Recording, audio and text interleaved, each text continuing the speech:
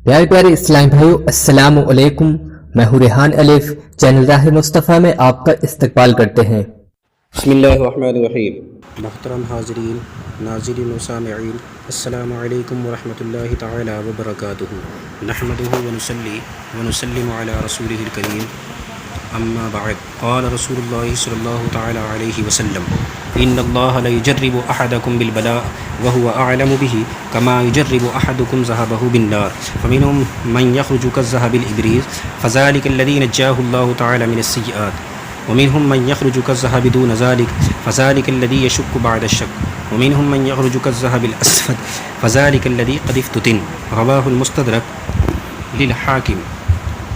سیدنا حضرت ابو امامہ رضی اللہ تعالیٰ عنہ سے روایت ہے، حضور سید عالم صلی اللہ علیہ وسلم نے فرمایا، یقیناً اللہ جل مجدہ تم میں سے کسی کو مصیبتوں کے ذریعے آزماتا ہے، حالانکہ وہ خوب جانتا ہے، جیسے تم میں سے کوئی شخص اپنے سونے کا کھرا کھوٹا ہونا آگ میں تپا کر پرکھتا ہے، لہٰذا انسانوں میں سے کوئی ان مصیبتوں پر صبر و شکر کے ذریعے کھرے سونے کی طرح تپ کر نکلتا ہے، اور یہی وہ مومن ہے جسے اللہ رب العزت نے گناہوں سے نجات عطا فرمائی ہے، اور انہی میں سے کوئی ملاوٹی سونے کی طرح کچھ کھرا اور کچھ کھوٹا ہو کر نکلتا ہے، اور یہ وہ ہے جو ایمان و کفر کے درمیان شک میں پڑا ہے، یعنی منافق۔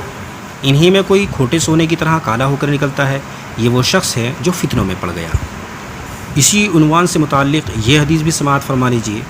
ان خباب بن ارد قال شکونا الى رسول اللہ صلی اللہ علیہ وسلم وهو متوسد بردۃ له في ظل الكعبۃ فقلنا الا تستنصر لنا الا تدعو لنا فقال قد كان من قبلكم يؤخذ الرجل فيحفر له في الارض فيجعل فيها فيجاء بالمنشار فيوزع على رأسه فيجعل نصفين ويمشط بأمشاط الحديد ما دون لحمه وعظمه فما يسده ذلك عن دينه والله ليتمن هذا الأمر حتى يسير الراكب من صنعاء إلى حضرموت لا يخاف إلا الله والذئب على غنمه ولكنكم تستعجلون۔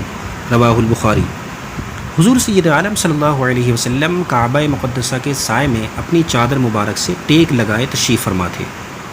ہم نے مشرکین کی تکلیفوں کی شکایت کرتے ہوئے عرض کی، یا رسول اللہ صلی اللہ علیہ وسلم، بہتر ہوتا کہ آپ ہمارے لیے اللہ عز و جل سے دعا فرما دیں کہ ہم مشرکین کی ایذاؤں یعنی تکلیفوں سے محفوظ رہیں۔ سرکار اقدس صلی اللہ علیہ وسلم سیدھے ہو کر بیٹھ گئے، ناراضی سے چہرہ اقدس سرخ ہو گیا اور فرمایا، تم میں سے پہلے انبیاء اکرام کی امتوں میں جو مسلمان تھے، ان میں سے کسی کو کفار پکڑتے اور اس کے جسم کا کچھ حصہ زمین پر گاڑ دیا جاتا، اوپر والے حصے پر سر سے آرا چلایا جاتا، یہاں تک کہ 2 ٹکڑے کر دیتے، مگر وہ مومن پھر بھی ایمان سے نہ پھرتا۔ سن لو، اللہ جل شانہ یقیناً اس دین کو پائے تکمیل تک پہنچائے گا، کمپلیٹ فرمائے گا، یہاں تک کہ ایک سوار تنہا شہر صنعاء سے حضرموت تک کا سفر کرے گا، مگر اللہ عز و جل کے علاوہ اسے کسی مخلوق کا خوف نہ ہوگا، اور بکریوں پر بھیڑیے کا خوف نہ ہوگا، لیکن تم لوگ جلدی کرتے ہو۔ اب میں ایک ایسا واقعہ بیان کرتا ہوں جو صبر کرنے والے، شکر کرنے والے اور مبلغین کے لیے رہتی دنیا تک مشعل راہ ہے۔ اسے سورہ بروج شریف میں اجمالاً اور کتب احادیث میں تفصیلاً بیان کیا گیا ہے۔ اعوذ باللہ من الشیطان الرجیم، بسم اللہ الرحمن الرحیم۔ والسماء ذات البروج والیوم الموعود وشاہد ومشہود قتل اصحاب الاخدود النار ذات الوقود اذ هم علیہا قعود وهم علی ما یفعلون بالمؤمنین شہود وما نقموا منهم الا ان یؤمنوا باللہ العزیز الحمید الذی له ملک السماوات والارض واللہ علی کل شیء شہید ان الذين فتنوا المؤمنين والمؤمنات ثم لم يتوبوا فلهم عذاب جہنم ولهم عذاب الحریق۔ ترجمہ: قسم آسمان کی جس میں برج ہیں، اور اس دن کی جس کا وعدہ ہے، اور اس دن کی جو گواہ ہے، اور اس دن کی جس میں حاضر ہوتے ہیں، کھائی والوں پر لعنت ہو، اس بھڑکتی آگ والے، جب وہ اس کے کناروں پر بیٹھے تھے، اور وہ خود گواہ ہیں جو کچھ مسلمانوں کے ساتھ کر رہے تھے، اور انہیں مسلمانوں کا کیا برا لگا، یہی نا کہ وہ ایمان لائے اللہ عزت والے سب خوبیوں سراہے پر، کہ اسی کے لیے آسمانوں اور زمین کی سلطنت ہے، اور اللہ ہر چیز پر گواہ ہے، بے شک جنہوں نے ایذا دی مسلمان مردوں اور مسلمان عورتوں کو پھر توبہ نہ کی، ان کے لیے جہنم کا عذاب ہے اور ان کے لیے آگ کا عذاب ہے۔ حضرت سیدنا صہیب رومی رضی اللہ تعالیٰ عنہ سے مروی ہے کہ حضور اقدس صلی اللہ علیہ وسلم نے فرمایا، پہلے زمانے میں ایک بادشاہ تھا، جب اس کا درباری جادوگر بوڑھا ہوا تو اس نے بادشاہ سے کہا، میرے پاس ایک ذہین و ہوشیار لڑکا بھیج دے جسے میں جادو سکھا دوں۔ بادشاہ نے ایک لڑکا مقرر کر دیا، وہ جادو سیکھنے لگا۔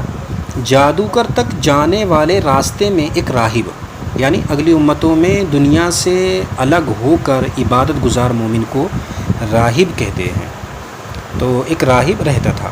لڑکا اس کے پاس بیٹھنے لگا اور اس کا کلام اس کے دل نشیں ہوتا گیا، اس کے دل میں اتر گیا، اس سے وہ متاثر ہو گیا۔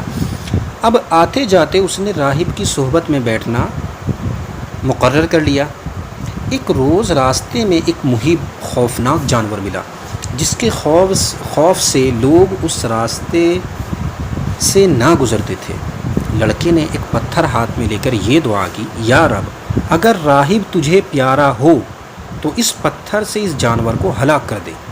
پھر جیسے ہی پتھر مارا وہ جانور مر گیا۔ اس کے بعد لڑکا مستجاب الدعوات ہوا، یعنی اس کی دعائیں قبول ہونے لگیں اور اس کی دعا سے کوڑھی اور اندھے اچھے ہونے لگے۔ بادشاہ کا ایک مصاحب نابینا ہو گیا تھا، وہ آیا۔ لڑکے نے اللہ وحدہ لا شریک لہ کی وحدانیت کا اقرار کرنے کی شرط پر دعا کی، وہ اچھا ہو گیا تو وہ اللہ تعالیٰ پر ایمان لے آیا۔ جب بادشاہ کے دربار میں پہنچا، اس نے کہا، تجھے کس نے اچھا کیا؟ کہا، میرے رب نے۔ پہلے کے بادشاہ چونکہ خود کو، کچھ سرکش بادشاہ ایسے تھے جنہوں نے خود کو رب کہلوایا، تو بادشاہ نے کہا، کیا میرے سوا تیرا اور بھی کوئی رب ہے؟ پھر اس پر سختیاں شروع کی، یہاں تک کہ اس نے لڑکے کا پتہ بتایا۔ لڑکے پر سختیاں کی تو اس نے راہب کا پتہ بتایا۔ راہب پر سختیاں کی اور اس سے کہا کہ اپنا دین ترک کر دے، اپنا دین چھوڑ۔ اس نے انکار کیا تو اس کے سر پر آرا رکھ کر چروا دیا، پھر مصاحب کو بھی چروا دیا۔ پھر لڑکے کے لیے حکم دیا کہ پہاڑ کی چوٹی سے گرا دیا جائے۔ سپاہی اس کو پہاڑ کی چوٹی پر لے گئے، اس نے دعا کی، پہاڑ میں زلزلہ آیا، سب گر کر ہلاک ہو گئے، لڑکا صحیح سلامت چلا آیا۔ بادشاہ نے کہا، سپاہی کیا ہوئے؟ ان کا کیا ہوا؟ کہا، سب کو خدا نے ہلاک کر دیا۔ پھر بادشاہ نے لڑکے کو سمندر میں غرق کرنے کے لیے بھیجا۔ لڑکے نے دعا کی، کشتی ڈوب گئی، تمام شاہی آدمی ڈوب گئے، لڑکا صحیح سلامت بادشاہ کے پاس آ گیا۔ بادشاہ نے کہا، وہ آدمی کیا ہوئے؟